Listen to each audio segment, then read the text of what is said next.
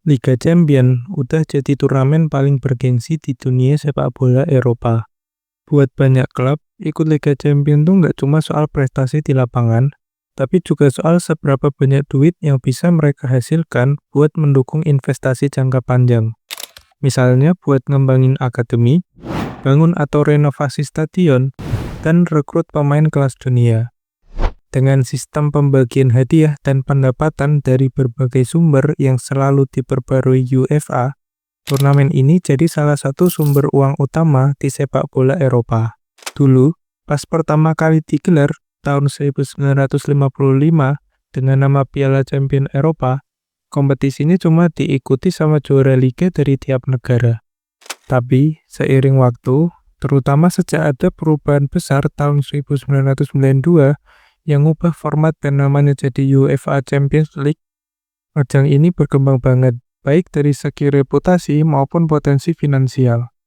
Penambahan fase grup dan kenaikan jumlah tim peserta dari 32 jadi 36 di fase liga, bikin setiap pertandingan dan setiap poin yang didapetin punya dampak keuangan yang signifikan buat masing-masing klub.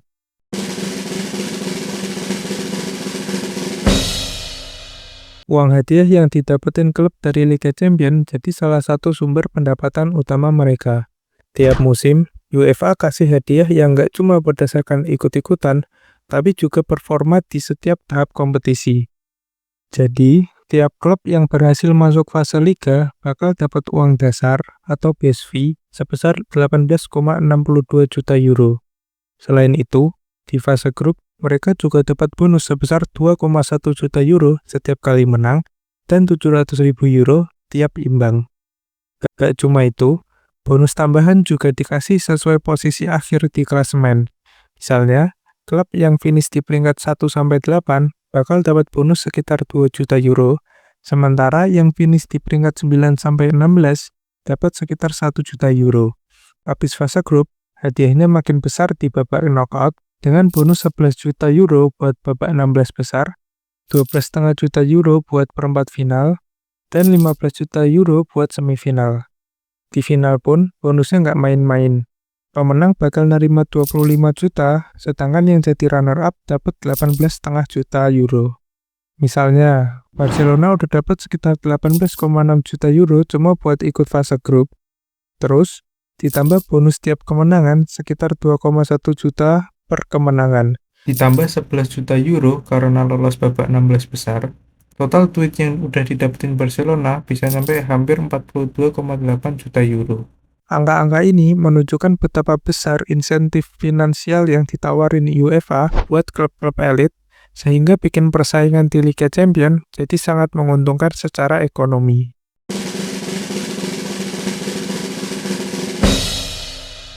Hak siar jadi sumber pendapatan terbesar di zaman sekarang. Liga Champions disiarkan ke seluruh dunia dengan kontrak siaran yang nilainya miliaran euro tiap musim. Duit dari hak siar ini dibagi ke klub berdasarkan beberapa faktor, seperti performa di kompetisi, nilai pasar televisi dari negara asal, dan jumlah tim dari suatu negara yang ikut. Belakangan ini, UEFA ngenalin sistem value pillar yang gantiin konsep market pool lama. Sistem ini ngedapetin sekitar 75% duit dari pasar Eropa dan 25% dari pasar non-Eropa. Sistem ini ngasih uang berdasarkan besarnya hak siar domestik suatu tim serta performa historis mereka di Liga Champions. Contohnya, Aston Villa yang punya koefisien 10 tahun terakhir yang lebih lemah akan mendapatkan lebih sedikit dibandingkan Manchester City, meskipun Aston Villa finish di atas Manchester City.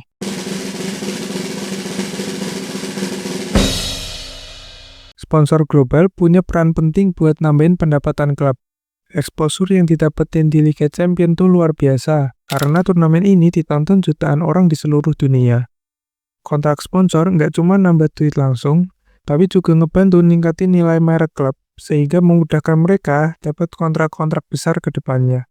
Kontrak-kontrak ini nilainya seringkali puluhan juta euro per tahun, dan sangat bergantung sama prestis klub yang ikut Liga Champions. Sponsor biasanya tertarik sama klub yang konsisten tampil di ajang ini karena reputasi internasionalnya. Contohnya, pada Juli 2023, Manchester United memperbarui kontrak dengan Adidas. MU akan mendapatkan bayaran sebesar 90 juta pounds per tahun selama 10 tahun, yang berarti nilai kontrak ini berada di angka 900 juta pounds. Angka ini naik 150 juta pounds dari periode sebelumnya, di mana Adidas membayar 750 juta pounds. Nilai kontrak ini jadi nilai kontrak termahal dalam sejarah Premier League.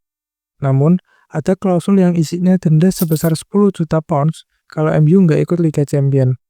Ini jadi bukti kalau ikut Liga Champions bisa berpengaruh sama kontrak sponsor yang masuk.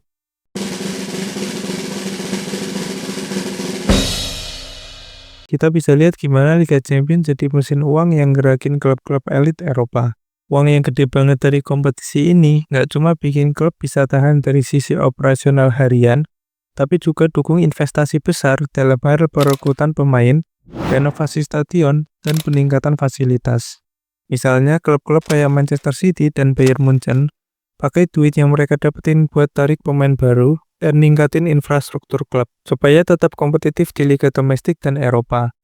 Investasi semacam ini juga bantu klub bangun basis fans yang makin kuat lewat pengalaman di stadion yang lebih oke dan penawaran merchandise yang menarik. Lebih dari itu, seringnya tampil di Liga Champions bakal nambah nilai merek klub di mata sponsor dan pengiklan. Semakin sering klub ikut turnamen, makin besar peluang mereka buat dapetin kontrak sponsor gede yang nantinya bikin mereka bisa investasi lebih banyak lagi. Ini jadi lingkaran positif. Uang banyak bikin klub makin berkembang, dan klub yang berkembang bakal dapat lebih banyak uang lagi. Itulah ulasan mendalam mengenai betapa pentingnya bagi tim Eropa ikut Liga Champions dari sisi ekonomi dan finansial. Semoga video ini bermanfaat. Terima kasih sudah menonton. Kalau suka dengan video ini silahkan like. Kalau nggak suka silahkan dislike. Subscribe kalau kalian nggak mau ketinggalan pembahasan sepak bola lainnya.